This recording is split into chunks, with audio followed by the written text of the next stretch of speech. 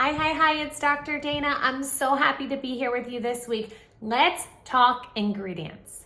Ingredients are super important, and there are some tips and tricks to make sure that what you're putting in your body is the cleanest and healthiest possible, right? We live in a country that celebrates processed foods, that has a lot of boxed foods, and that more and more food that's not clean, that's not real food, that's genetically modified, is being produced. And so we have to be our own advocates for our health and make sure that we are learning what to look for when we look at ingredient labels. So what I say is, if you cannot pronounce it, you probably shouldn't be putting it in your body. So that's tip number one. If you're looking at the ingredient labels and there's a ton of long ingredients that you can't pronounce, probably best to say no. Stick to foods with less ingredients. If you're looking at like a packaged product, stick to organic as much as possible. You're always going to do better shopping at places that have better quality foods like Whole Foods.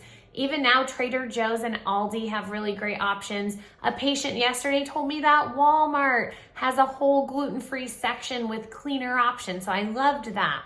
So if we are advocating and voting with our dollars, right, by buying cleaner options, then the food companies will start producing better options. So stick to organic as much as possible, make better choices when it comes to ingredients, and then watch out for GMOs, right? They call them bioengineered ingredients. That they used to be genetically modified. They changed that to trick us, right? So now they're bioengineered. Look for that. You don't want bioengineered. That means fake food created in a lab.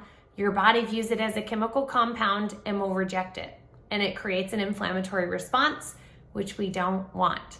Okay, also watch the sugar. So sugar content, when you're looking at an ingredient label, try to stick to 5 to 7 grams of sugar or less.